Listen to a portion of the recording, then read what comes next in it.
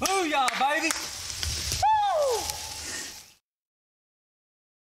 What's going on? Jansen Clark here with Hooks, Horns, and Spurs Outdoors. I promised y'all a while back that I was going to create a TSS how-to video. I actually did not too long ago and forgot to turn on the mic for the camera or had some kind of issue, so we didn't get that recorded. However, today I'm going to knock that out, show you guys what the components are, what's necessary to load TSS, and the steps you take to actually load a shell. Hopefully this will help some of you out that's kind of on the fence. It's like, hey, you know, I can buy this stuff or I can reload it myself, but I've never done it before. 2.5 years ago I had never done it before either. It's pretty simple. The best thing is find a reliable place to buy your shot. I buy all my shot from Ronnie Savage.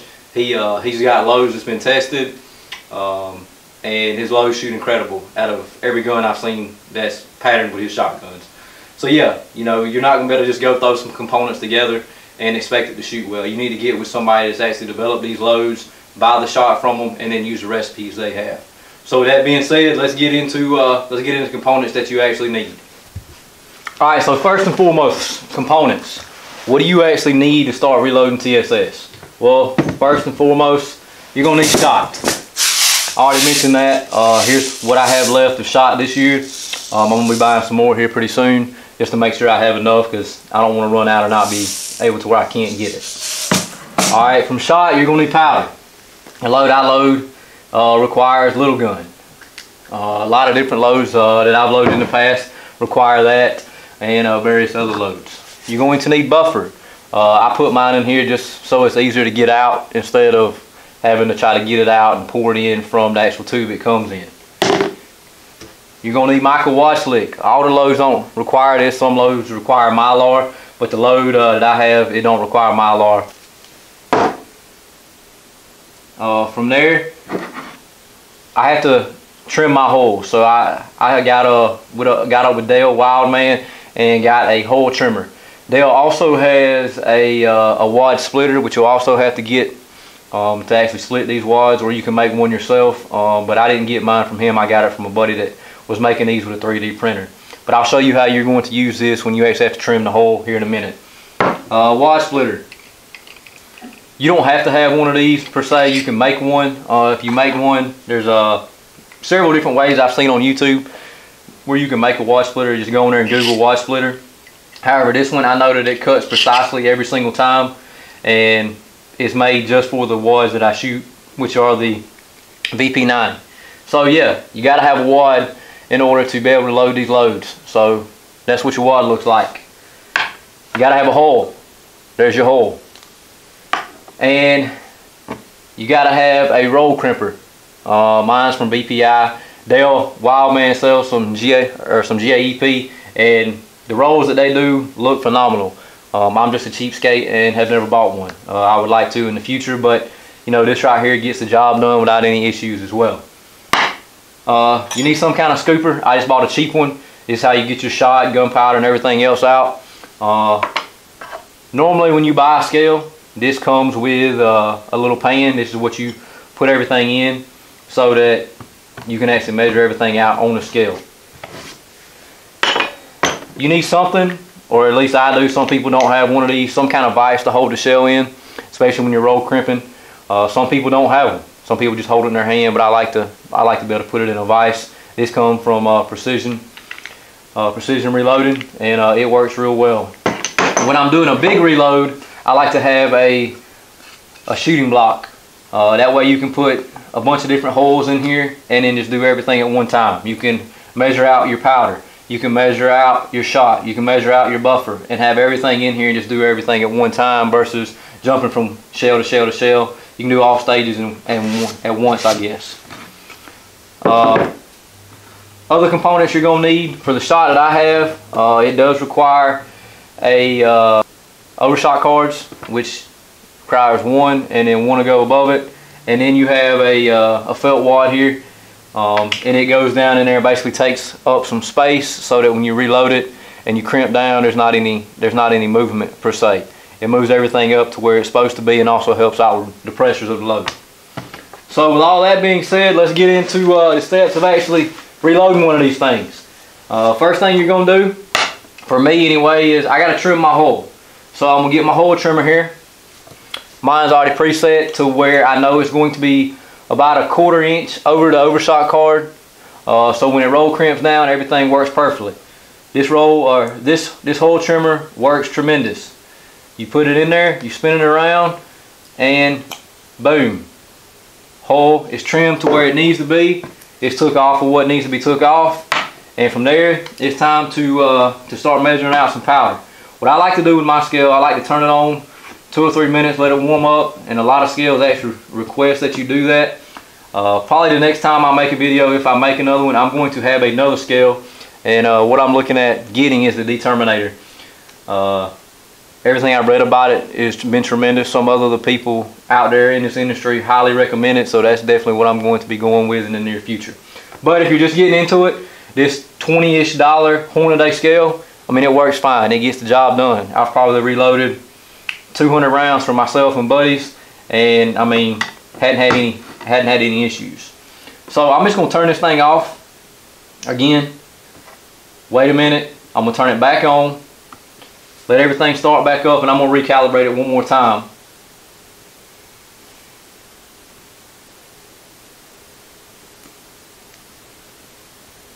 Just to make sure everything is good to go.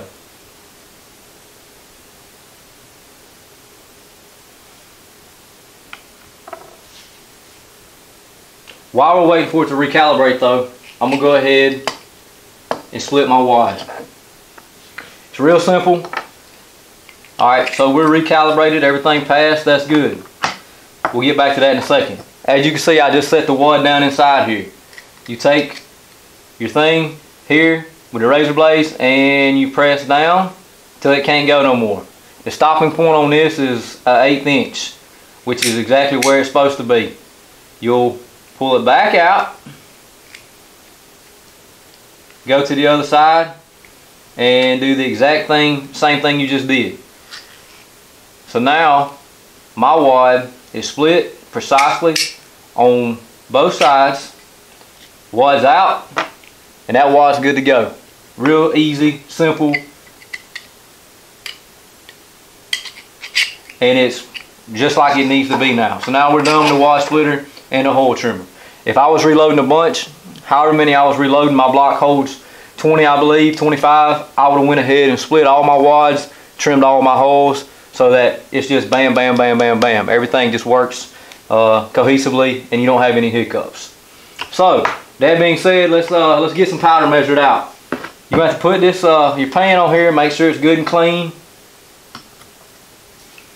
and you want to zero your pan out. So now we're zeroed. Now let's get some powder. Each load is going to require a different amount of powder. I'm not going to get into that, the differences with loads and amounts of powder, because I don't want to give away somebody's load. I mean, they've spent time and money developing these things. But like I said, if you reach out to some of these people that sell shot, they'll give you what you need when it comes to, hey, this is what I need to buy, this is how much powder for this load, this is how much buffer, so on and so forth.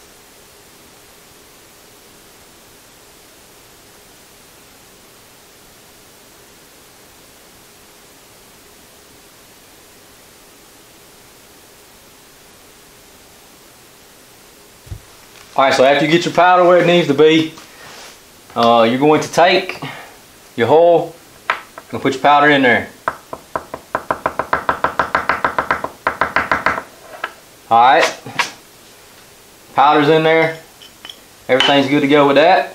Okay, from there, a couple things you got to do for this load. One, you got to put the wad or the felt in there, and then one overshot card.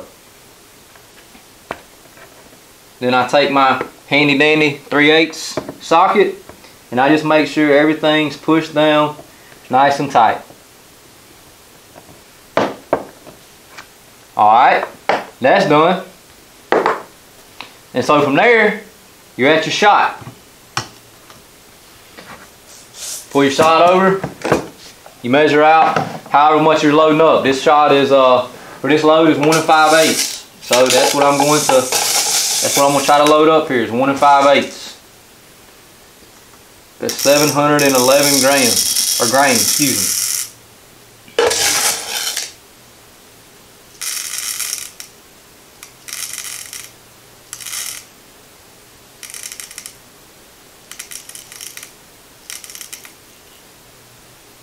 Alright, so we're right there where we need to be.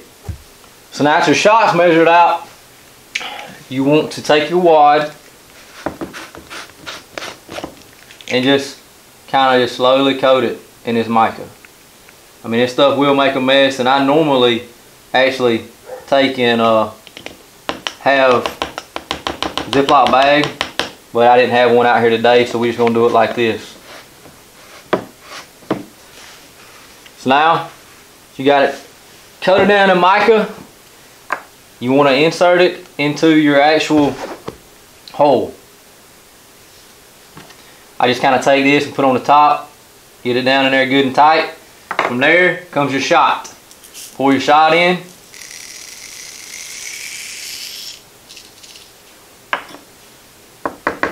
Then I take and put mine in the vise, tighten her down, and all I already have over here is our buffer.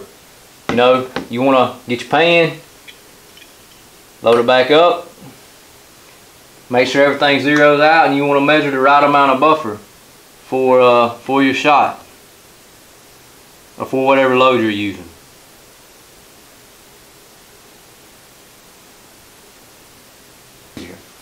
So from there, you're done with the scale for right now, unless you was continuing to reload shells. I'm gonna go ahead and turn the scale off. And I'm gonna fill this up ever so slowly with the buffer.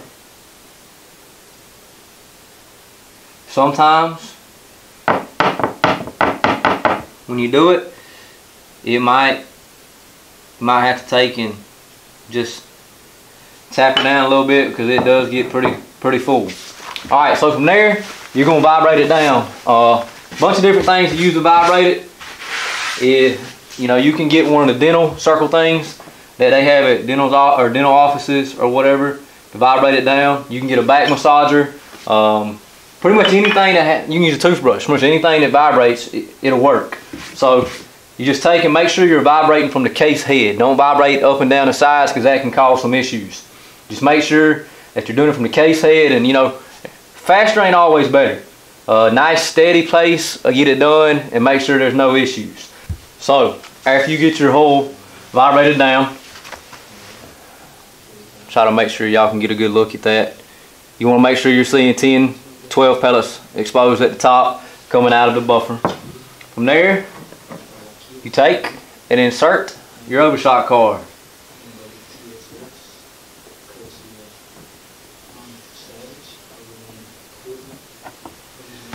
Once again, take your little handy dandy socket and just kind of, you know, press down. Try to make sure everything's even, straight. Then comes the fun part. Just make sure it's tightened down. Roll crimper. Take your roll crimper, put it in your drill. A lot of people use drill presses. I don't have a drill press, so I use this. And a lot of people say it's easier with a drill press. I mean, I don't personally know if it's easy or not, as I hadn't tried it. But just one thing to keep in mind, you want to stay straight. And the hotter this thing gets, the better it's going to work. So it ain't all about speed. You know, you apply a little pressure, but just the warmer it gets, the better it works. I know, like when I'm reloading more than one, once I do a couple and it's already nice and warm, the next ones go a lot quicker. So just, you know, take your time, don't go crazy. Put a little pressure on it and just let it do its thing.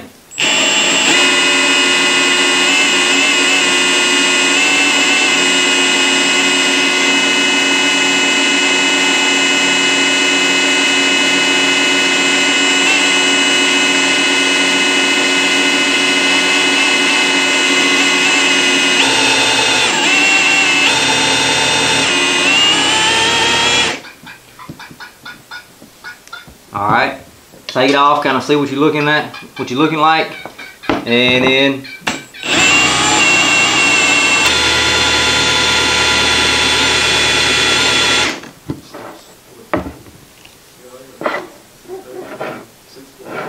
Got one corner right here where I haven't been straight on it that I need to tighten up just a little bit.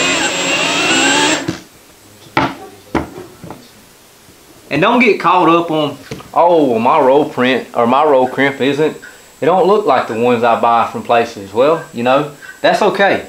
It don't matter how ugly it is, it just matters that it does what it's supposed to do. You can kind of tell after you've done several of these when it hits to where it needs to be. And I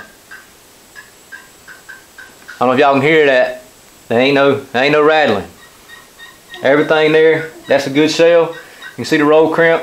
It's not as pretty as some of the ones you see, but at the end of the day, it's going to go in the Frenchie, it's going to eject from the Frenchie, and it's going to kill a turkey before it ever ejected. So don't get all caught up on, hey, my roll crimp isn't as pretty as what I've seen others. Pretty don't matter. What matters is it's going to go boom, and that hole right there is going to go boom. Alright, so we kind of went over today, you know, how to reload TSS hull or TSS shell. You know, there's a bunch of different ways you can do it. This is the way I found it works for me. As you can see, it don't take near as long, or it's not near as hard as people make it out to be. Just make sure, like I mentioned earlier, you get a load from a reputable person. You know, there's several out there. Tommy Double, Ronnie Savage, Hal. They can all hook you up with loads. You know, Ronnie's local to me. He's been actually become a real good friend of mine. That's one of the biggest reasons I use Ronnie. And not to mention, his loads just flat out kill turkeys, period. The patterns I've been getting with these things are incredible. I posted up a couple patterns on the Facebook page, and y'all can see my Frenchie average is around 355-ish in a 10, which is honestly, in my opinion, a little too tight, which is one reason I'm going to open that choke up a little bit this year. But the bad thing is the gun's just been so good to me. I hate to do anything different. Y'all will be seeing here shortly. We're going to show you from start to finish how you pattern a shotgun, get it sighted in. My counterpart here, Steve, he has a Stoker M3020 that we've got fixed up. He was supposed to go turkey hunting last year, but due to COVID, kind of messed things up. But we will show y'all the steps of patterning a shotgun, sighting it in, and you know, hopefully that can help some of y'all out and what y'all need to do in that retrospect. But yeah, we'll be using loads that we've sit here and loaded ourselves right here, and you know, hopefully everything works out good for him. I know the patterns I've seen online from that 3020 has proven to be quite deadly, and I don't see any reason this here wouldn't be any different. He's going to be shooting that Burris FF3, and he's also going to have a Some Toy 562 choke. Some Toy Indian Creek, in my opinion, some of the best chokes you can buy. William at Some Toys just always been real good to me, and when I was in Georgia, once again, he was a local individual, and I can call William right now and say, hey dude, I need a choke, this is what I need, what do you recommend? And you know, William takes the time to talk to me, so that's one reason. You know, customer service, you can't beat that. So if you find good customer service somewhere, stay with that person.